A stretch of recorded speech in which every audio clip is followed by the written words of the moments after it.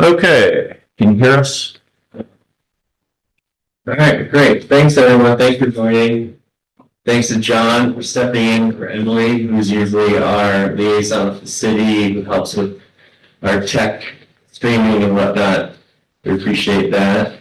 Do you have the agenda on the SharePoint around the city? Yeah, I can grab it real quick. I just want to see if there's any grant updates on the top. Yeah, could you share it on the? Yeah, give me just a second.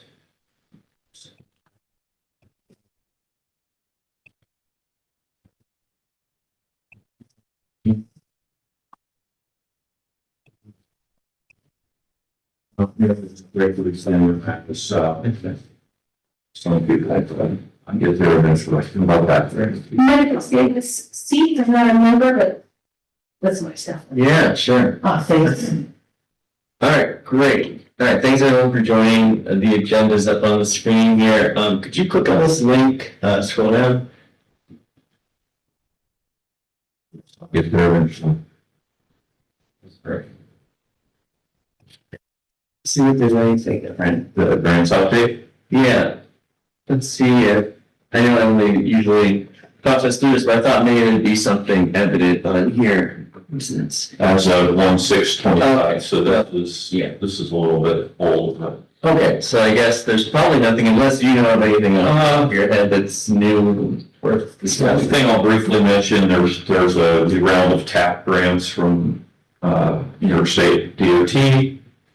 The city is preparing an application for that. This will consist of sidewalks focused on Lucas Avenue and some of the side streets Well, that's fine. leading towards the middle school and elementary school. For the sake of the public, could you say what the TAP stands for? TAP stands for Transportation Alternative Program, I believe. So it's focused on non-motorized transportation projects. In this case, sidewalks is what we'd be looking at. Are you gonna be looking at the areas of Lucas that don't have sidewalks at all, or improving? Yeah, so the generalized limits, and again, this is a grant application that's not yet been submitted, so, and obviously not yet won or awarded to the city, but the limits on Lucas would be like Burhans Avenue, Burhans Boulevard, going west to the city line.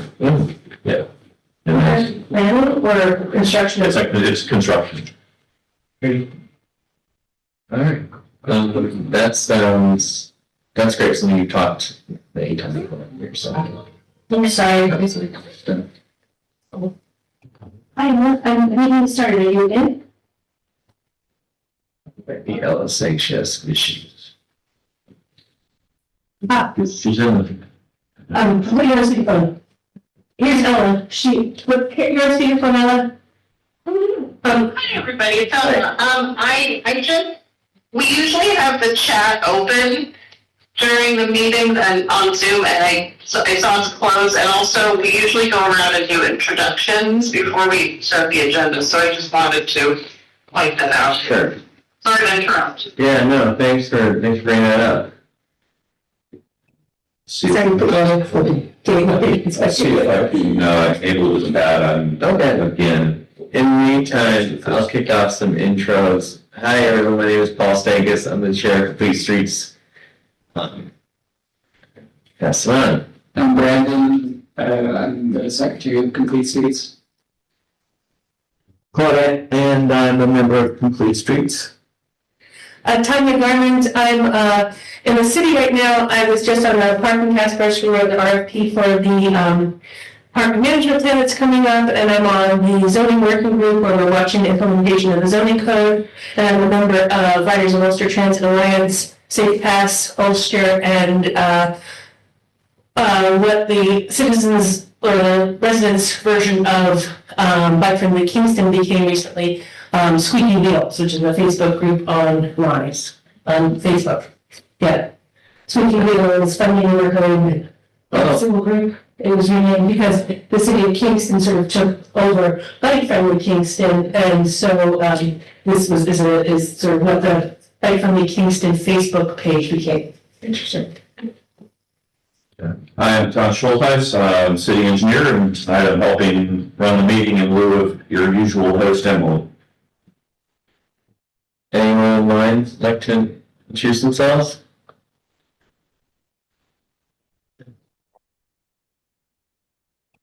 I can go next. Hey, my name is Gustavo. I'm a member of the Complete Street Advisory Council. I'm a Midtown resident. Okay, hi. This is Ella. I think the chat, John, I saw you tried to test the chat, but it still looks like it's disabled for me to actually send anything. So this is Ella. I am the vice chair of this council, and I'm also, well, I'm involved in a bunch of things, but transit riders and intermodal advisory committee for Ulster County. I'm on that as well. So thank you. Hi, I'm David Daw, and I'm on the council.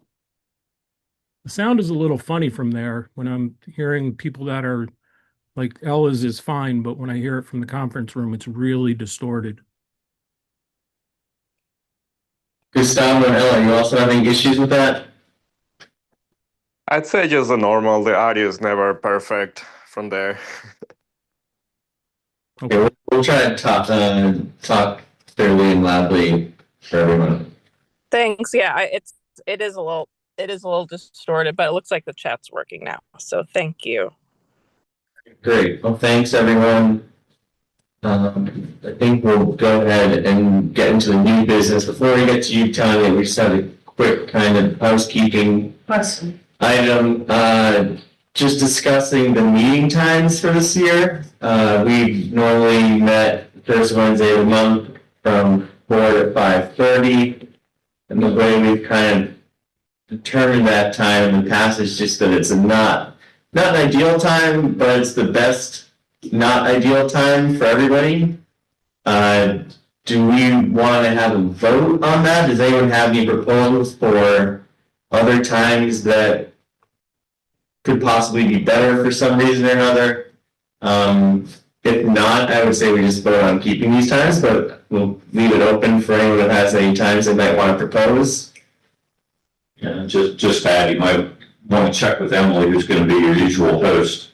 You know, she may have conflicts too that we're not aware of. Well, I know for the next couple months she won't be able to do this, but it's just because of her school program she's enrolled in.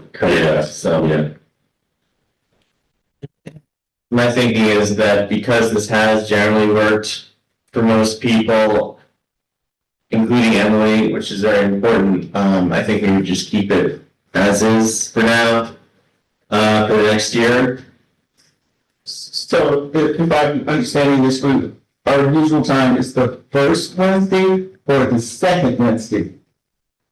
Because today is the second Wednesday. Is it the second Wednesday? Oh, okay. It is the second. Is it the second Wednesday? Yeah. My apologies. It's Okay. the second Wednesday. All right. Well, I move that it stays the second Wednesday. Sure. Second that. Yeah. All right then. All in favor? Aye. Aye. Is everyone in the room? On the phone, would you state you're in favor of or opposition to one by one, please? In favor. Aye. All right, great. Thanks, everyone. That's six in favor. So I think we're keeping it. Second Wednesday, to be clear. Great. Thank you very much. Then that brings us to our guest, Tanya, who's gonna lead us sort of in a discussion of the current sidewalk, the state of the sidewalk discussion in Kingston. Not sidewalk, but Oh, sorry. Or no, Parking. parking. Parking. No, I was talking about parking Yeah. instead of, I did that earlier today, like the wrong word, yeah.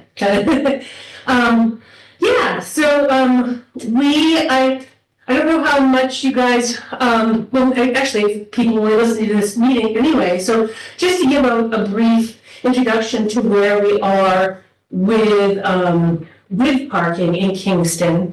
I've been following parking in Kingston since Mayor Noble became mayor, which is actually because that's when I started becoming civically engaged. And parking is integral to planning efforts, and it also is really integral to walkability and bikeability and being able to get around other modes of transportation. One of the very main reasons is because if we can manage the parking that we have better municipally owned, we are not requiring bountiful parking to develop anything, then the walks become shorter. You're not having to walk through these vast parking lots of parking, and think about the experience of trying to get to Kingston Plaza without a car and having to go all the way down that hill and across the parking lot. I think I'll just read what was done. 2017, the mayor talked about parking in the budget areas. He said, however, independent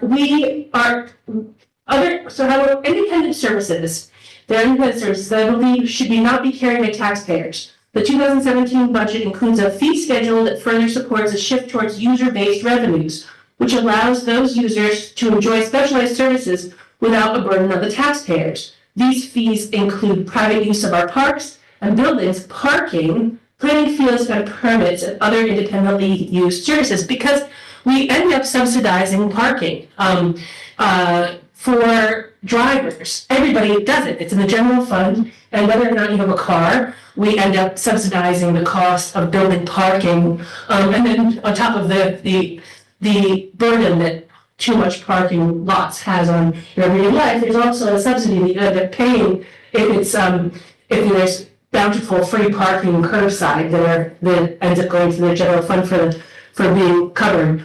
And then there was the kiosks that were introduced and in 2017, and there was some snow emergency protocol that was changed. There's also the citywide the city instituted a citywide alternate side of the street parking regulations. Previously, cars had to move off the streets unless they were on designated streets, so they had to move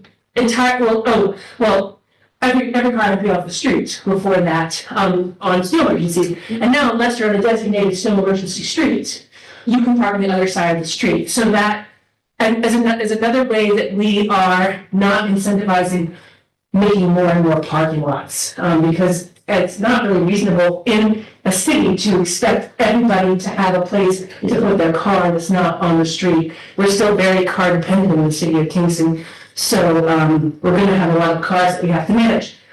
We have a new zoning code that has what many refer to and I refer to as parking reform in it, where we no longer require people to privately provide parking on their private property unless they feel like they'll need it for their use. And so in Bluestone Court, John mentioned the upcoming grant for transportation alternatives for what's called Lucas Avenue. Bluestone Court was a recent test of our code where we no longer have parking requirements in our code, and there's a subdivision.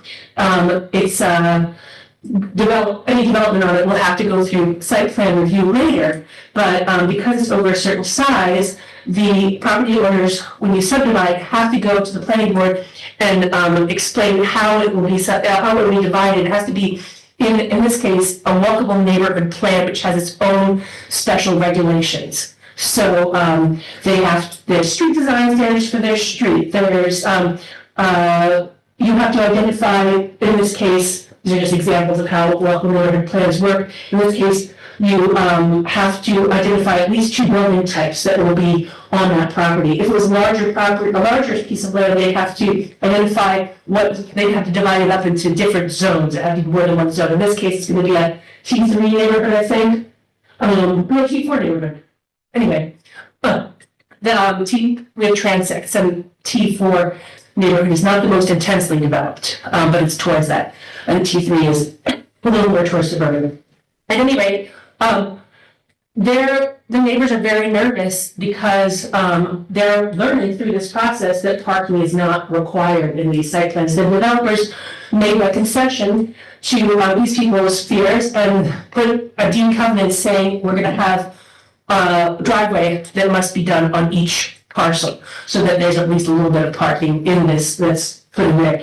But through that conversation, current and former common council members came forward and said, this is an issue, we don't have walkability in this neighborhood, we don't have sidewalks on Lucas Avenue.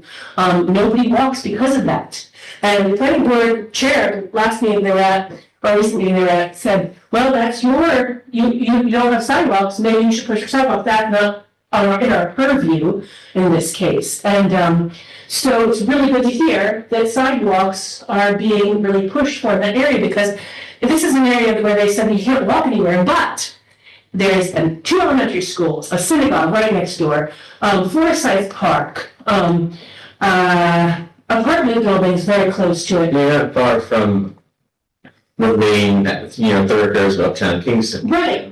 You could, you should be able to take a long walk or a short bicycle ride to the supermarket. The bus goes back past there. That's the bus route. We should be able to have, if we have sidewalks, maybe we have some bus stops. So, the next step, so that's a little bit about our zoning code, and the next thing that we're doing is on this parking task force, which was put together to write an RFP to find parking management firm. And so the next step is to have a parking management firm hired, the RFP is out there, and to look at how we can better manage our municipally owned parking. So looking at, I think the plan is to look at all, right, not just So look at for the lots, but also the street. Yeah, the main focus will be on managing the municipally owned parking. But then there's also looking at what kind of partnerships could be done with, like, for instance, on snow emergencies. Could there be agreements that are made with, formalized agreements? We have on where I live on Wirt Street and the Lutheran Church I just recently moved from Wirt Street 1 block over to Adams Street. But Wirt Street has a number of churches. I don't know the big church street. One of the churches, the Lutheran Church, has 2 parking lots at the top of Wirt Street, and if you live on the street and you get an agreement with them, if you just say I'd like to register, they'll let you park in your parking lot for snow emergencies. They explain to you, you move it after they plow and don't park in their parking lot, and so maybe we could formalize it or things like that. We can also, the RFP also talks about looking at all neighborhoods, not just the downtowns, but looking at other neighborhoods, where might we be growing? Like, for instance, one that comes to mind is Greenville Avenue, which is going to have the Metro, which is going to be a makerspace. And then the Boys and Girls Club just expanded to another building. Then we've got, like, where's Upper Floats and all those things. At the 5 corners, we've got businesses changing over there. And there's the Gateway, right near Gateway. So there's a thoroughfare that is getting more and more mixed use. And is attached to a gateway. Might we in the future need something for that in terms of parking management? So that looking at ahead of it too. But the RFP envisions also like looking at what we do with our parking. So it's out, and do you know, or I guess either do you know if anyone sort of come with a proposal yet, or? I don't know, it's being headed by Summer Smith, the communications person for the city of Kingston. I don't know if that's because we have any buyer, I don't know. I know that Brian Whitley, who was the purchasing agent, is no longer with the city of Kingston, but I don't know. Anyway, I think there's other big RFPs that are not necessarily managed by the purchasing department.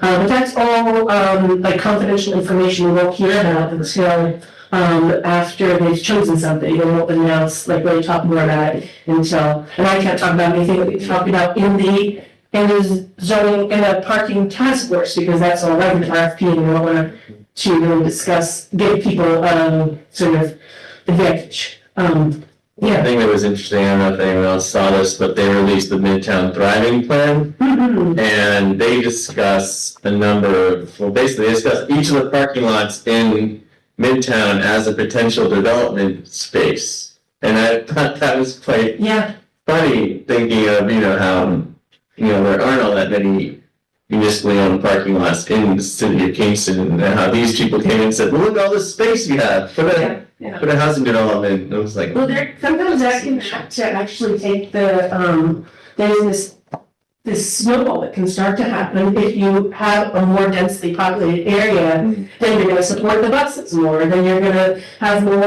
income to improve the bike lanes and keep up the sidewalks, and so it can have a positive impact with densification in terms of walkability. Sure. But, there's that awkward middle stage, you're like, yeah, we better be managing our on-street parking, on North Front Street, there's an RFP, where there's a request for Right. developers, not RFPs. On that parking lot there, right. Which the mayor has in that acknowledged that, we will, he's, in it, he says, I don't remember if it was the announcement or the actual RFP, but he said, we're gonna really put a lot of weight if you can put some parking in the building too. Like, because we really are acknowledging that we need that. I saw Gustavo had a comment. In the chat, yeah. Yeah. Yeah, Gustavo in the chat writes, there are actually at least 3 municipal parking lots in Midtown, which, so the large one at the Cornell Street, the smaller one by the Sea Deli down street, and There's one next to the, Array Selector has a smaller one, it's not well utilized. there's even one next to Monkey Joe's, I like that. Right, yeah, yep. Yeah. There's a lot, They were all in this document basically as Yeah. potential development sites. And then the new one, since we've got the trailhead on Westchester and, what's that called? Jansen. Yeah. That the city bought from the bank, yeah, which was never, like, it has 1 or 2 cars in it, Right, that's true, it's so not. it takes up some slack if any other places get developed. Yeah, it's gonna be interesting to see whether obviously is chosen to do this work, what they come up with, in terms of their determination on how the city, like, do they think it needs more parking, or if they can build housing developments on these lots, and it should be fine. Well, just, I went to, see Trombo Shorty at UPAC. What's that? A concert at UPAC, at the National Performing Arts Center. And parking is abysmal. There's a concert. Yes. And there's things going on. So I would really hope that in this proposal, they realize that there are businesses and there are places where you can't just take up or remove all. Right. Well, one thing is that, like, we don't really charge the right price for parking, and parking enforcement, most of the UPAC concerts, there's no parking enforcement, it's free to park. Because you can't find any parking. I'm not saying that we shouldn't enforce parking rules, or certainly not saying that we should not pay whatever is appropriate. But I am saying those are the things that should be taken into consideration. Yes. Right, is a revenue generating for the city. And some of that is that people are coming in and they're looking for parking. Yeah, I mean, if you have that perfect storm, like something going on Tuppy, something in UPAC, they have Frank Leo's and all the restaurants, it's just like, it's gonna be a mess down there. And then it's free to park, so you can park overnight there. And then also, as a person who's legally blind, the sidewalks and even just getting from this parking lot to UPAC was awful, absolutely awful. Yeah. So, while I hear what you're saying, I do think, we just need to be cognizant that in certain areas where it seems like, oh, this is vacant space, well, it might be underutilized, yes, but it is definitely utilized. I'm definitely aware of that. I'm expressing shock at the fact that in this Midtown Thriving Plan, they looked at all the parking lots as development possibilities. Yeah. I thought that was kind of, okay. I don't know, not the.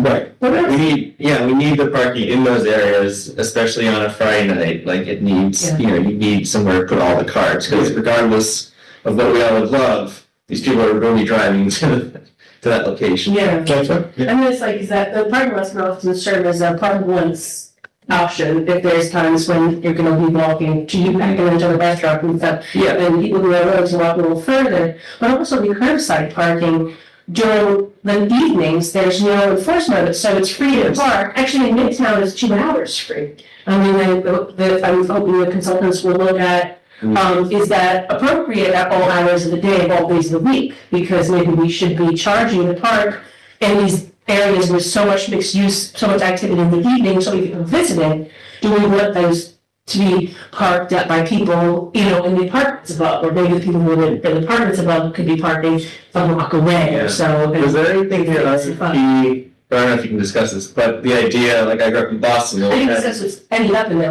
We had neighborhood parking permits, or basically a sticker for your neighborhood. You can park anywhere in your neighborhood all the time. Those exist in New York. The legislature has to authorize each one. So They exist in other places, but they only are created here by the state. In New York, yeah. In New York. I don't know how it's done in Like other the states. cameras. Yeah, like the city of Yonkers, I think, has it. Interesting. Okay. Yeah, because I seem to recall, like I grew up. Boston, I've seen that. I grew up in a neighborhood close to Boston College. They have their football stadium, and it was the sort of thing, right? You had to have your permit, so people just coming into the football games couldn't park on my street. You know, okay. So. I see Elizabeth has her hand up to speak. Oh, hey, go ahead. Yeah, hi. Thanks, John. Yeah, interesting about this, and I'm sorry I've been absent. I've had my assistant went out on maternity leave and gave us a 2 weeks notice. So we were able to replace her. So I've been kind of handling 2.5 jobs here. The parking, it's interesting. I used to live on the Upper West Side of Manhattan, and I kind of follow along with, they have this newsletter. It's been a big topic up there in the last year. Tanya, you may have mentioned this because I missed part of your mentioned it, but I know that Donald Shoup actually, who wrote the high cost of free parking, was very instrumental in getting that conversation started. Yeah, they don't have permits yet, but there's this whole big debate about doing them or not. So I was intrigued to come in on the middle of this and hear about permits in Kingston, which my neighborhood in Midtown, we have parking only on one side of the street for most of the streets. So. And my street, blocked between Clinton and Pine on Franklin, is not ever really, you know, there's tons of parking on the other side. So there's never really been a problem. But I know closer to Broadway, it's a bigger issue, like around the library when the parking lot's full. But it's interesting to hear this conversation. I don't know about other areas of town. I know down in Roundout, y'all probably have a lot more issues, right, Tanya? Certain areas, but yeah, I mean, and we're going to have some pressure coming up. We're going to have quite possibly development on Garrity Drive, where the urban renewal sites were. Urban renewal is all about suburbanizing and sprawling out cities, and so with the acknowledgement of the new comprehensive plan in 2016 and our new zoning code, we want to start infilling and to support those businesses with people who live there and to address our housing crisis. And people are worried, but that's like a conversation that I hope that will actually be had, because those are people who are going to be able to walk to the businesses. So that was another one complaint that I also thought was kind of funny, because people were complaining about the businesses being empty and then the people coming in being a lack of parking. I thought, the people support the businesses. Right. So, yeah, it's just kind of like a tightrope to walk. Yeah, that's why you need to address it from right. Everyone has their interests. Yeah. I will say one thing about parking enforcement. I'm sorry, Claire. Because I work upstairs and my office is upstairs, and I have a camera on my front door, Ring camera, and I have it because when, parcels or delivery, I have to go down and see it. So I do get to see the streetscape every day while I'm sitting here at my desk. And there was a car parked, and this has happened several times, a car parked the wrong direction on the other side of the street. Different cars at different times. The first time I didn't call anybody. The second time the car had been parked differently for like 4 days. And I finally called the police and said, I don't want them to get a ticket, but isn't this wrong? And they said, yeah, actually this is wrong. And by the time they came, the guy had moved or whoever. Mm-hmm. But you were talking about enforcement. So I'm not sure that there is like a parking person. I know it's a whole department now. Yeah, a whole department, and they've extended their hours. So they've been sort of becoming more of a thing the last few years. The same department also has a couple of bike cops, right? Those are actual police. Okay, yeah. Yeah. It might be nice if this park enforcement team has one on a bike, so they could kind of get around easily and just sort of. Well, they have to carry hundreds of pounds of quarters as well, so. Yeah, all right. They got a nice little trolley behind them, you know. It could be done on a bike, but. Maybe they should have motorcycles. They could have saddlebags.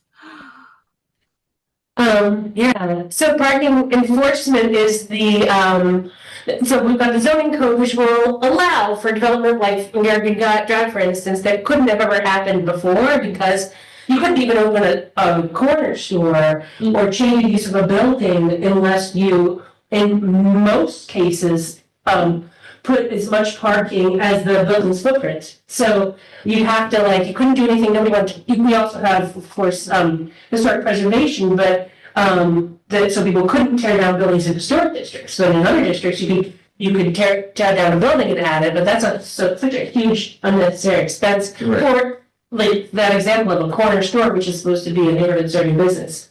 But parking management is it's another aspect of a holistic address to parking, because we have the parking reform of the zoning code where we're not requiring parking on site, and because that does have benefits towards we're going to be able to afford more, like the Lucas Avenue, once those parcels are sold and developed. There's going to be more people in that neighborhood who are going to be able to financially the taxes from those buildings and that's going to serve to pay work that'll help pay for sidewalk and road maintenance and all the shared services that those things have. So so the city is looking at addressing this in a holistic way by not only just saying, oh, it's not required for you anymore. Now it's okay, we're going to take our end more seriously. Great. Great, yeah.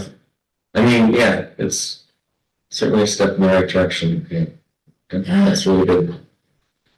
So did you get some handouts? I made copies of, and I'm gonna take a moment and finish the final pages. But there's this book called. So I sent it out to everybody an email which has all sorts of resources. It has the stuff I mentioned, and it has the parts of our zoning code, and and it has a cheat sheet to the high cost of free parking. There are two books. High Cost of Free Parking by Donald Shoup has been a long time planner's reference. But there was a recent email, Tanya. What? When did you send that email? Yeah. She sent it to me and I forwarded it to everyone. Oh, okay. You got it? There's a ton of links and. Yeah, it might be this. If you kept the same title as CSAC meeting 114.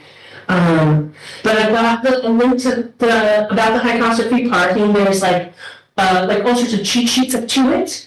And then Paved Paradise is a book that's a little more sort of everybody friendly. It's shorter. It's not like this big tome that for planners.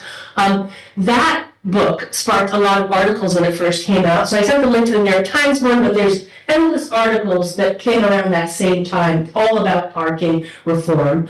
The high cost of free parking, that I copied here, a few pages from these two books by Jeff Speck, Walkable City Rules and Walkable City.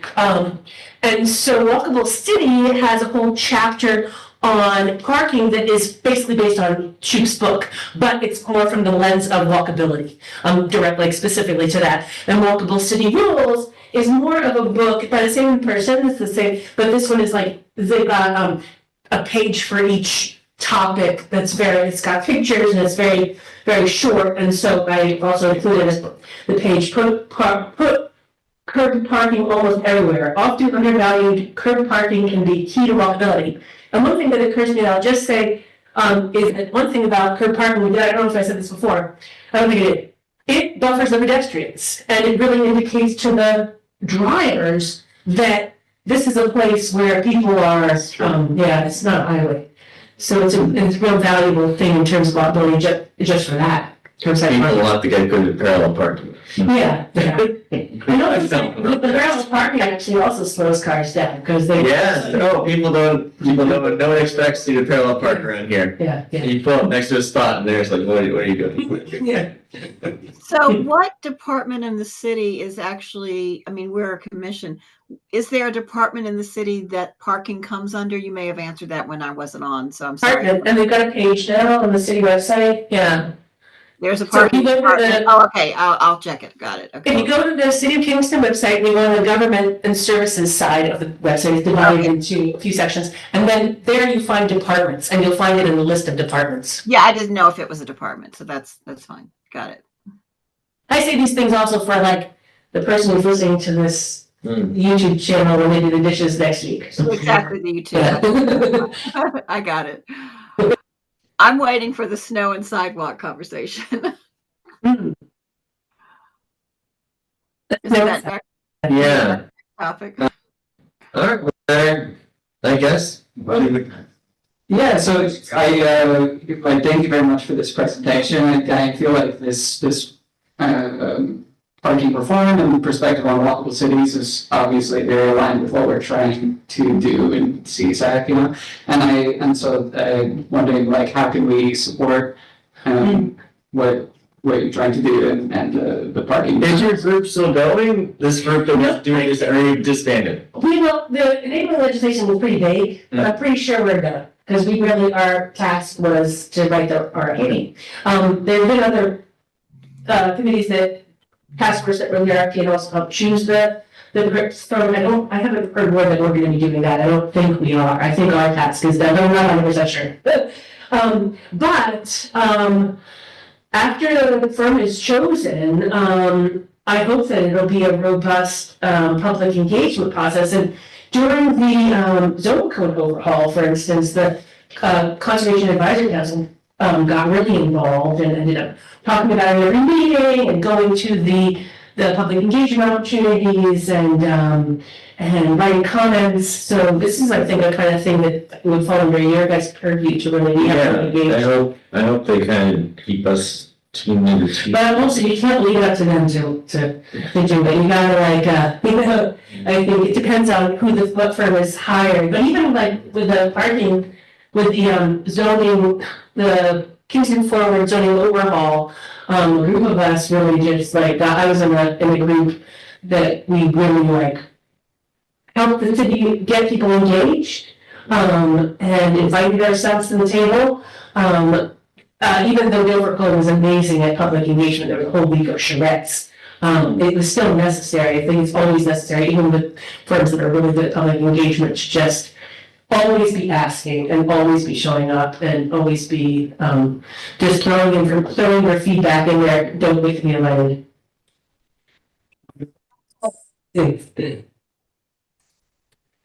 Sidewalks? No, that's the next topic. That's all. Yeah, so is there anything else anyone want to bring up relating to parking or while we have Tanya here? I just want to re-say what I think is one of the key insights of all this work and shoot, but obviously is that the sense that there's not enough parking in a particular area at a particular time comes largely from that's an indicator that we have mispriced parking, that we're not handling it as efficiently as we could be. If we were pricing parking correctly, then you should generally have a sense that parking is available when you need it. And hopefully it would be encouraging more people within the city of Kingston to get places wherever they need, because the city is 3 miles across. It's interesting now, I think I've heard that Flowbird has declared bankruptcy, is that correct? The city is now gonna get another firm. Okay. Yeah, that John Chewy, the comptroller, mentioned that at a recent council meeting, that there's gonna be a new firm. Well, I know that depending on who that might be, I know that there's talk about some of them with dynamic pricing. Which Yes. is interesting. I mean, you think about how, obviously not, I don't know how that would work in sort of like a meter or a console situation. Obviously, if you had it on an app, and not everyone's going to have an app, but with an app, it's very, easy theoretically, just be like, oh, well, there's X number of cars here, we're just gonna bump the price up, and it'll just be sort of fluid throughout the day. So that kind of Yeah. goes towards that issue a little bit. Right. It's automatically, it's behind the scenes, and no one's having to go like set things, it's just Mhm. happening with algorithms or whatever it might be. Yeah. It's interesting. And, I sent out there some information about that idea of tracking what the needs are for parking so that you can do that in parking places. Yeah. Yeah. So I guess stay tuned. Interesting to hear about, whoever's chosen by the RFP process. Yeah. Like all things about, so. All right, great. Thank you. Thank you. All right, so then there's some emails going back and forth. I already feels like a million years ago because it's 40 degrees out and raining right now, but it was very cold and snowy for a while, and we all saw how all it takes is basically 2 storms for the whole situation to just kind of get untenable. So I thought we would just kind of open it up to people's experiences, if anyone put any 311s or anything else anyone wants to talk about related to snow removal and sidewalk clearance. I'll go first if nobody else is dying to go first. Fair. This is my 4th winter, and I moved in the March of 21, so I missed that winter. And of course, last winter we had the snow and then the deep freeze, whatever. So my understanding is that it's 12 hours after the last snowfall. Is that right, John? Yes. That the sidewalk needs to be clear. The definition of clear is very interesting. I actually make sure that the entire sidewalk is clear and there's ice melt. I mean, literally. And I go a little beyond my sidewalks to the house next door, which is a rental. Both of them are rentals. But on my street, hardly anybody else does that. They will just like do the snow and then they'll leave a layer. Now, I do it mainly not because I want to do it, but because I don't want to get sued by somebody who slips on ice and falls. I mean, that's my impetus to do all that hard work. And I'm not saying that the city should be going around giving tickets, but it's interesting when we had those 3 weeks with all the snow, and I still have snow in front of my house from the plows, that, at one point, there was 4 feet of snow from the plows, and, there was like no place to put it. So we're mounding and mounding. And by that last snowstorm, the state of the sidewalks on my block were not really great. I'm not reporting anybody. I'm not getting into that. But, it would be the landlord's problem if somebody fell. So it's also, just the hazard for people who are handicapped, who can't, walk in the street. They have to use a wheelchair. I don't know if anybody would be out in the snow in the cold weather in a wheelchair anyway. But anyway, it's just an interesting observation as a homeowner, as to, seeing what people do and what people don't. To that is there's an interest. What I've noticed is that people who live on corner lots or have buildings that go over to the corner, sometimes they'll be like connected a different way to another block. They only shovel often the front of their building where their entrance is, and they forget that they're responsible for their other frontage. And then also people who live on corners don't know that they're responsible for shoveling the curb cuts to cross the street. So I think those 2 issues. That the curb crossings are definitely an issue in a lot of places because the plows come and cover them up, and then that's another thing. You got to go 2 rounds. So you really have to. It's just required. It's a city. You've got a lot of that stuff. Yeah. I don't know how much income the city would get from doing these tickets. That's that would be the impetus for the city to do it. Because that and just sort of livability. I mean, people should be able to walk.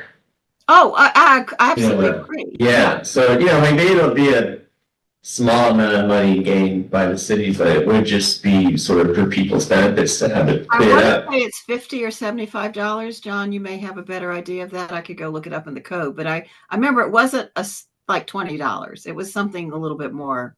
The fine? The fine. Yeah, the fine is so much per hour to have they the all have- DPW does the work, and I want to say it's Oh, great. $175 an hour or something like that. I think that's right. I think that's right. I knew it was. I mean, that'll get someone to go out and shovel their snow And next time. they shovel slowly. Yeah. For, But I also understand we don't have the staff to do that. Is that correct? Yeah, it's rarely done. the corner of Pine Grove and Broadway where the Rite Aid was. Yeah, That was horrible for a long time. That's what we. Is it so defunct land, right? yeah. And that to me would be an instance where the $175 an hour would take a long time. Yeah. But it would go back to the property owner because that was very hazardous. It was like no place to walk, and if you are disabled or whether you're not disabled, I mean, really and truly, that's a case to me where the enforcement should be on vacant properties where the landlord shows no responsibility, and I would just, I would just have it linked back to the property. And that's a major intersection. All the It was fine, but it was really, really bad. So, I would, for me, I would definitely tell the guys, take your time, I would not use any motorized equipment. Don't get your Bobcat out there, just, we're gonna do it. And for a property like that, it was, $175, it was $1,000 every time it snowed, we had to go there. Get their attention. I think it would. Yeah. Interesting with all those, yeah. There are a number of vacant properties around town and seeing what's done in front of them is, that's always a challenge. I mean, that to me is where, even though we're limited with staffing, that would be priority, like, okay, you have to put over the time frame is, I think you said 12 hours. Somebody needs to do something, and if it's not done, then just say it, it's a liability, and we took care of it. I saw David had a comment that popped up. Yeah, that's a good comment. Yeah, in the chat, David wrote, I've been running into problems with the curb cuts not being open. For example, downtown, when I park on the street, there is no room to deploy my wheelchair ramp. My wife now brings a shovel to clear space. Yeah. That's a good story. That's a good one. Well, I can imagine, those properties should be tagged for first enforcement, I would think.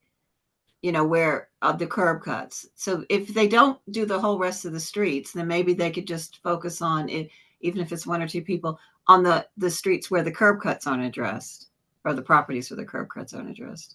I've seen there's DPW, there's some guys that have jumped out of a truck with shovels at Spring Street in Broadway where the Leader Center is. And I don't know, maybe that was because the plow had covered up the curb cuts there, but. Well, also the other side is a municipal owned property. Right, so they might have been out there anyway, just maybe did that also, yeah. Well, the plow is annoying. I mean, I know it has to be done, and I'm always glad when it's an odd day when the snow falls, because then that's the other side and they plow first, and by the time they get to me, but I know it has to be done, but you have to go back and clean out the driveway and everything. But that would happen with the curb cuts too, because they plow all the way up to the edge almost. So, Now, do you have something to add? Yeah, well, I get it's kind of frustrating because I think when we're asking about certain treatments like bump outs, for example, we get the feedback that it's really makes snow removal hard, and that's the main reason we can't do it, or one of the main reasons we can't do it. So, I mean, I think thinking of ways that we could make snow removal work better, and it seems like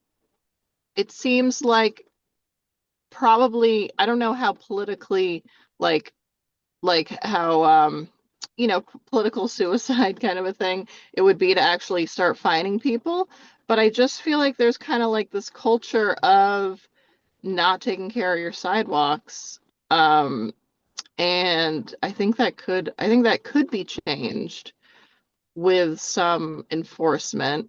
And it could also be a way to make at least enough money to hire extra people for snow days. at least maybe it could be cover its own costs, and cover the costs of hiring additional staff when there are snow days, because I know staffing is a huge issue for DPW. So I personally would like to recommend that we do have fining. I think we should be fining people. You're absolutely right about the whole thing with the financing of part-time or daily, workers. And John, does the city have a mechanism to do that, to hire people for 3 or 4 days and not, bring them on board with all of the? Not as city employees. I know other cities, hire contractors to do all those duties. But there's no, in the city of Kingston and in any New York State municipality, is subject to civil service rules. And right, that's what I was thinking. So you'd have to contract with somebody. In cities and places where they've had business improvement districts, where the business improvement district takes over, and usually that's in conjunction with legislation from the city council or whatever. They will have staff or people who will say, okay, we maintain the crosswalks, the curb outs, those kinds of things. Right. But it's not taxing city crews. So, but that's because it's part of the business improvement district and how they handle themselves. Part of the problem with fining and having the time frame of when you remove the snow, it's real good. But if you're elderly, if you are disabled, you may not be able, you can't physically get out there within 12 hours to remove the snow. And who is going to remove it for you? Is that a contractor, which you're on limited income, you can't afford? So there are a number of things in where, at least I feel, first and foremost, tax the businesses who do not take care of the front of their properties or need them in some way. But dealing with private individual homeowners, there's a level of compromise or something that has to be done, because it isn't going to be possible for everybody to say, oh, I've got my snow cleared in 12 hours or whatever the time frame is. And yes, you're going to get the pushback from, I had it cleared, the plow came by, now I got to go out and do it again, and I just paid whoever $50 to do it, I'll have another $50. So that's it. Well, yeah, I mean, certainly the rules can be set to within, 12 would be minimum. And then, but if it's a day later, the snow is set Sunday to Monday, and if it's not clean by Tuesday morning, I would say that would be, because it would stop. You could have Monday after work, which would still be 12 hours. But, by Tuesday, then certainly that's a. And I understand you could work out the time frame. As far as hiring part-time people, I would think you would want to do it through some kind of business association or some kind of group, because you just can't, you can't predict.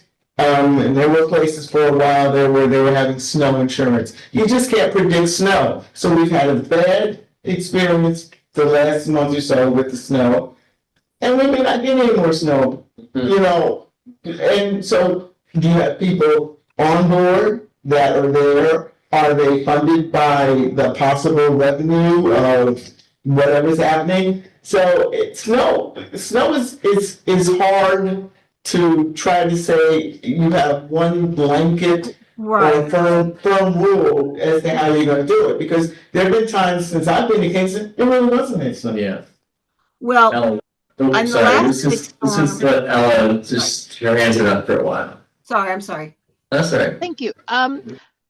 Yeah, just Claudette, just to respond to you, I agree that, I think some people are physically unable to clear their sidewalk, and there could be ways to deal with that. But at the same time, it's also very unfair to people. Like David was saying, it's very unfair to those same people, because they can't actually leave their house at all and do anything, because it's not safe for people to even go outside. So I would say, one idea is to have a waiver program where you could, you could sign up and, certain circumstances like being disabled, and we could either hire people to do it, or we could even have like a neighbors helping neighbors campaign. And I think just encouraging people to like help each other out, or have some way of, you get like a gold star if you shovel someone else's driveway or something. Yeah, or even like young kids going out for, Yeah. 10, $15 for doing a sidewalk. Yeah, I'm not disagreeing that you being housebound if you can't get out is not a problem. I'm not saying that, and that's not what I meant to imply. What I am saying though is that there's certain ways you've got to figure out how you're going to enforce this so that it works. And while yes, it would be nice if everybody's neighbor was nice to everybody else's neighbor, maybe I've just lived too long. I just can't buy into it all the time because it just doesn't happen. So, while I think it would be great, I would not want to rely on my snow removal simply because I knew John down the street. That's BJ, you have something to say? Yeah. So again, I rented all my life until I bought this house, and so I had different landlords. The longest I lived was in Park Slope and then in Irvington. And the Irvington landlord, I didn't have to worry about the Park Slope part. But the Irvington landlord, I was at the end of a dead end street, and he was very lackadaisical. I did the sidewalks. I just did it. But this was a dead end street, so it wasn't really a big deal if someone, they didn't need the sidewalk to walk, on the street. But moving here, as I said earlier, I extend mine a couple Bluestone slights because whatever. These are rental properties, and the people are nice in both places. I don't do their whole sidewalk. This last storm, for the first time in the 4 years, I hired a young man to help me. And I have this handyman. The day before, I just said, look, I had the flu. I was like, I can't. There was 4 feet of snow. Okay, so that was a big deal. And I paid him, $60 for 3 hours of work, which he was totally worth it. But my bringing that up is saying, if we do find there could be a pot of money that people who are disabled or don't know anybody to come help, they could hire someone and then apply, or we could give people, they call and say, I really need someone. I don't have the money. And they're disabled. We can say, okay, fine, you submit, let us know, and we'll give you the $50, whatever. I mean, there could be some way that we could help people who honestly don't have any recourse to getting their There's something like People's Place could have a bank of volunteer snow shovelers, and they can be like, oh, call, someone's called up from this neighborhood. Oh, we have someone in that neighborhood. Give the general call and have time to go over and yeah, but they're going to be paid. I don't think asking people to volunteer to shovel snow is going to work. I think you need to offer people money. In Multiple Albany, they've got shovel brigades. It's like a volunteer group. The Multiple Albany has a group called the Shovel Brigade, or it's a thing they do. There you go. Yeah, we need a Kingston Shovel Brigade. They do curb cuts and bus stops. Your volunteer stuff is great, but when you've got a 4-foot snowfall, they have to deal with their properties. And then, I mean, it's a bigger, 4 or 5 inches, fine, people can buy. But when you've got mounds of snow that you have to move off the property and you can't put it in the street, and you have to, I think that they could both be done. But if we are going to fine, let's use that money to help these people who, as Claudette said, don't have recourse to either paying for it, or, there are all kinds of ways it could be structured. If there's 3 snowfalls within 2 weeks, we can help you with this amount of money. That can all be structured. But if we find that would help the fines, we can justify the fines even more that way by saying, we're fining you and we're using that money to help people who, are not able to, How to decide who uses that. I'm not even going to begin to say what a can of worms that would end up being, because it's a wonderful idea, and I think that it's based coming from the heart. But if I were in city administration, I'd back away from that I think Alex said something about political suicide. That isn't even to me political suicide. It's like, I didn't hear it. I didn't hear it. I didn't hear it. It's really difficult. So unless you have formal groups, like a business improvement district or a neighborhood group that's already formed, that already can handle that, trying to say that that's something that a city would want to administer, I don't see it happening. What about a just don't. grant to a nonprofit place like People's Place?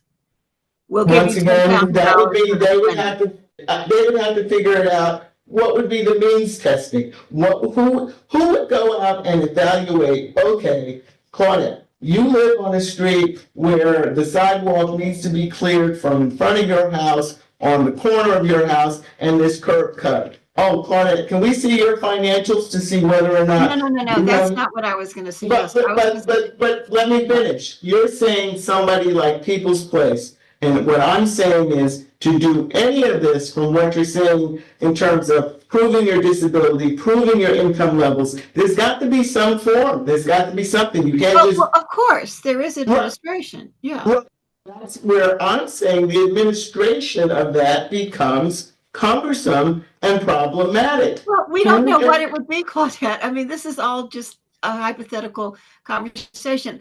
You know, we don't have snow every single day of the year like if we lived 100 miles further north. You know, in the 4 years I've lived here, you know, this last year and this year, we've had a bunch of storms grouped in, you know, several weeks, and then a nice warming period. We might get another snowstorm next weekend. So again, it's going to be variable, but I don't think we should say, oh, it's going to be too complicated to handle without doing any kind of research into it. Doing something like a grant to some place like People's Place and saying, okay, you have X amount of money. And then with, you know, again, it could be worked out as a city and the person I don't know, you know, it would have to be research. But if we're going to fine, that could be a use of the money instead of it just going into the Kingston pot, you know, for the city. That's the only thing. Obviously, it would need to be worked out. I'm not saying that it wouldn't, but I think it would be something that would be able to justify starting the fining by saying this money is now going to be used to also help people who can't. I mean, I don't know. That's just my idea. Yeah, right. In one of the recommendations in the high cost free parking is in where there's a business improvement district in Kingston, we've got a downtown waterfront alliance and a midtown business alliance and an uptown business alliance. Okay. So with parking meter revenue in those cases can go towards walkability, bikeability, bus infrastructure, or even just livability of the area. And that way you get the support of the business owners, and they're able to see, like, you know, and that sort of. So you're dedicating the revenue from those meters in those areas to fund the things in those areas only. Right, or also they could go towards funding walkability to make it easier for people to opt out of driving altogether. So in those cases, when there's a business improvement district, you do it because you've got a board all set up to help decide where the money goes. Focus on the area. Mhm. But that the money generated from that area stays in that. Stays in that area, yeah. And so Well, like that's an example of anyway, it's just kind of an example that's related that maybe could be, as you, Elizabeth, research it more and come back with like a more fuller plan. It might be something that could inspire something like that. Yeah, Or fines for people snow. doing that. Yeah. Stay in the area. That's interesting. The thing called 311 this last couple weeks. I was calling for the writing, like, Oh yeah. every couple of days. Wow. And nothing ever changed until one day I was walking by and I saw some cars pulled up and some guys actually walking around inside, and then they had plowed it. So I think they might be doing something with the law. Interesting. What's gonna happen with that area, that whole building? You know, it's such a unique to being a modern pharmacy building. It's like you can't really do much else with it. I know. Was there before? No, actually. Railway's bus terminal. Oh. It was it was built to the street, it was proper urbanism, it had a cafe at the bottom that high schoolers would go to, yeah. That'll certainly beat the one uptown. Yeah, can you believe, I can't believe how much they spent on that nothingness. Like, it was, to me, it's like, oh, we got a better bathrooms than with the paint shop, but. What? I mean, the floors went in there, I went in there right after they opened it up for remodeling, and the floor was wet, Oh, yeah. and it was so slick that they had to put out mats, and I remember looking at the ticket person and saying, they didn't think that the floor would ever get wet. I mean, it was terrible. So it really was, it was terrible design, but they have a better bathroom, I agree. Better. Well, it seems like it would be a great place for housing development. I mean, you're so centrally located right there on the corner, but I guess we'll see. All right, so the next item, unless anyone had anything else to talk about, snow removal. But the next item was some developments with the sidewalk improvement plan. A contractor has been agreed upon, and so the contract is being drafted and submitted to the firm that was chosen. So I guess the next step, once that contract's signed, I think it'll be announced. Is that, then again, wait until the formal sort of contract is signed? Yeah. Yep, we selected a firm, CPL, for this work. Okay. I've worked with them on other types of projects, not this planning type project. They submitted an impressive, proposal. Looking forward to working with them. Yeah, I guess how long does it take to, normally to sort of have Kick the project off, I mean, a month or two to get the contract, purchase order, review insurance, hold kickoff meetings. All right, great. So hopefully in a meeting or two, we'll have some real media updates. Yeah, Emily is actually, reminds me, she's emailed me to review some of the scope language. It's partially on my plate right now. How many people responded to the RFP? It was just two. Local or? CPL has a big office in Poughkeepsie. Mm-hmm. The other firm was primarily based in New York City, although they had a local sub. I forget who that was, but it's somebody more locally based for on the engineering side. It might have been Barton and Judas, who are in New Paltz, among other places. Were you expecting to get more responses than two? I was happy to get to personally. I mean, the more specialized, I mean, this is an unusual request. Not a lot of cities are asking for this type of service, so I felt like getting two was good. Would be a good response. Yeah, I think it was the one that was chosen. They did the Cornell Street parking lot. Was that right? For CPL, the biggest thing they've done lately was Deep State. Right. On the engineering side, but it's different staff. Yeah. Some of the staff they're I'm familiar with, but primarily different types of staff instead of architects and engineers. It's more planners. So. Yeah, but it's it's all exciting development. Yeah. in that front. So don't think more to come soon. All right. Is there anything else that anyone wanted to discuss? We have everyone here. Can I ask a question about, is there any, I know that studying the sidewalk standard, the sidewalk districts, since that's what they're hired for. To study, not to say, but to study the feasibility of it and how it might be implemented? It's citywide consideration of how are sidewalks constructed and maintained currently, and do we want to keep doing that way? Do we want to there's a wide range of things we can look at. Different options. Making the city responsible for sidewalk maintenance, it's one of the things they're probably going to look at. Yeah, doing enforcement. Yep. Enforcement. Yeah. No, same thing, like actually just doing what's already on the books. Yeah, Yeah, or taking over the maintenance of it, just like you do the roads. yeah.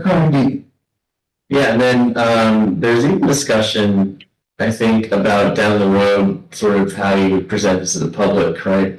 So Yeah, that is part of this. it's all sort of feedback. Form an advisory committee and then, have some public involvement. I mean, it was looked at different tax revenue sources. Will this require like a referendum even potentially? They're going to advise us on all those things. Yeah. Are there any cities in that actually, in New York, actually own their own sidewalk? Well, I mean, in terms of owning and. I think that the model we kept looking at was the city of Ithaca, which has, not on the maintenance, but on the construction and say, large capital project of sidewalks. They created a revenue stream, from, I forget if it's a sales tax or a tax on real estate transfers, but a dedicated funding stream that does nothing but that. But it was just for the construction of. Construction. Just for construction, It but not changed. for maintenance. Correct. So the maintenance in Ithaca stayed with the property owner. That's my understanding. Okay. Yes. And we've spoken. Which is kind of what it is now. Yes, however, I mean, define maintenance versus. Well- So if you have a sidewalk and it is cracked and heaved by trees, strictly speaking, that's your responsibility. Historically, large city projects have come in to fix that situation, or in the case of the curb ramps, where there aren't any, construct them. The city's done that because we're creating, something that doesn't exist now. So to just continue maintaining it as it is, versus, okay, we're doing a capital project that's going to achieve ADA compliance, that's going to eliminate trip hazards, those sorts of things, historically have fallen to the city, not the other ones that reaches that size. That being said, I think this project, one of the things it should do is define, what's maintenance. I mean, is resetting a whole slab that might weigh 3,000 pounds, is that reasonable to ask a homeowner to do? Or is that something the city should do? When there's say a trip hazard. Because that's, most homeowners are not gonna have the means to do it. And in terms of with this particular RFP with the city tree, so if there's tree, because the cities I've worked in, it's always been the battle between the tree uprooted my sidewalk. Yeah. I didn't plant, Right. I didn't plant the GDP, right? It's the city. So the city comes in and says, okay, we're gonna repair this, I'm just. Yeah, I fell down a bit of a rabbit hole with this question, and it led me to, I want to say the city of Los Angeles has a rather detailed decision tree, no pun intended, for exactly that question. Okay, tree damaged the sidewalk, it's obvious. Oh, well, whose tree is it, first of all? Right. Where is the tree? Is it on the private side? So the city, right? If you want some reading, look up the city of Los Angeles. No, so having lived in too many cities and had to work with that, but usually if it was in the city, right? And then, it was the same tree. yes. However, I mean, one of the things that's interesting to look at in our own current city of Kingston code, what's the definition of sidewalk? It's maybe not what you think. So the sidewalk is, in that code, and I'll quote verbatim, it's a space. It's the space between the curb and the boundary, whether that be grass, whether it contained an actual bluestone or concrete sidewalk, whether it contained trees, whether it's a slope, whether it's whatever. That is the sidewalk.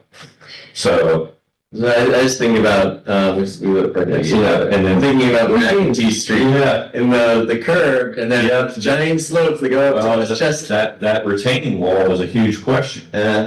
Shortly before I got here, and the city successfully did make the upslope owners repair that retaining wall. Interesting. But it was not easy to do, and that's another thing. So retaining walls in the city right away are another huge headache. Because they have a tendency to fall down. Prior to the new sidewalk code that was done in 2016, they had a thing where property owners were allowed to park on the section that was between the curb and the sidewalk. So they didn't have that current sidewalk definition. So I guess that was the snow storage part. Right. So you were allowed to park on it between the curb. They still do. On my street, Adams Street, it's a problem. Adams. You don't. Well, I took pictures of a full-on, like, dump truck with emergency vehicles passing by. It was properly parked. really, for that on the sidewalk? Yeah. Wow. They actually widened the street. Well, last time the city did the sidewalk, they widened the street and narrowed the sidewalk. But people still have that old habit from when the sidewalk was wider. And the old code allowed them to do that. So it really still has their two wheels on it. It used to be allowed if you had the property owner's permission or you were the property owner. Yeah, but I took pictures there. It's not strictly legal now. It's not legal at all. The code says you can't do it. We took that part out. Yeah. Well, I can't help but think that if the sidewalks are fixed up, people might be more inclined to take care of the snow on their nice new sidewalks also. Yeah. It would be useful. I mean, we've done enough new sidewalks recently to answer this question. Yeah. And do people take care of I it? actually put a freedom about that new street that's that goes between Cedar and Green Hill, that new sidewalks that are there.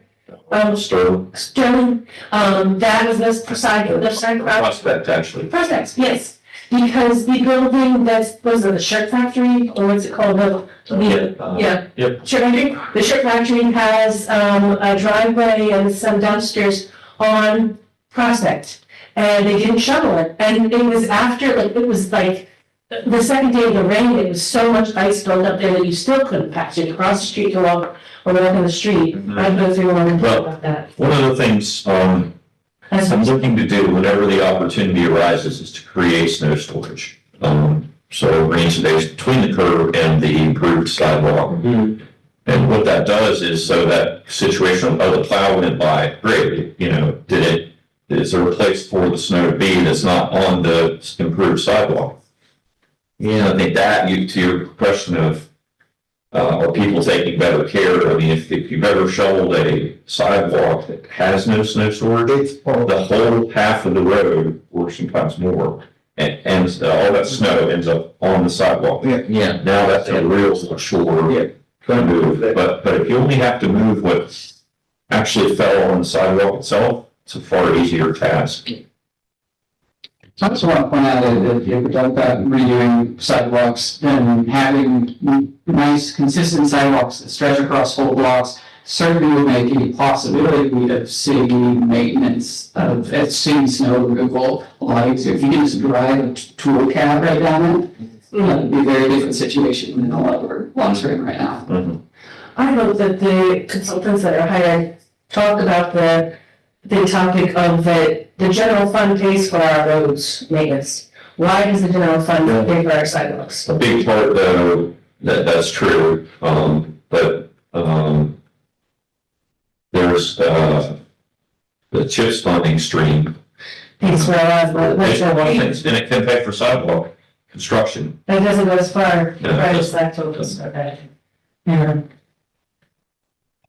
So it's more impressive to use the CHIPS funding to nice new paved street. Tonnage is popular. All right, well, thanks everyone for, oh yeah, go ahead. Okay. Hi, I actually wanted to go back to the snow sidewalk discussion and just see if does the group or does anyone in the group want to work on actually making a proposal or some kind of recommendation draft to address snow removal? Just submit to, I would participate in that. I can't hear you. Sorry. I would participate in that. Okay, great. Yeah, I would too. I would too, Ella. I would be happy to talk about that with you guys. I would as well. Something. So we would draft a proposal to submit to, who? City mayor. council. City council? The city council and the mayor? Depends on what we suggest, right? Yeah, I mean, I guess, probably both would be appropriate, I would think. Yeah, sounds good. Okay, great. So maybe we could just meet, I could start an email thread and we can just discuss it over email and go from there. Great, thank you. Okay, great. Thanks, everybody. All right, on that note, make a motion to adjourn. Technically, All right, great, thanks, everybody. Next meeting is February 11th. Okay, you all that. Yeah. But you have, Yeah, I just need to go downstairs, my bride's Rivera will be coming at 5:30, and I will call them now, but no, we're done. great. Thanks, Bye, John. everybody. Okay, Good Thanks, luck. John. thanks for facilitating. Glad to do it. Glad to do it. See you Yeah. next time. Ending the Thank you, meeting. John. Bye. Okay, bye.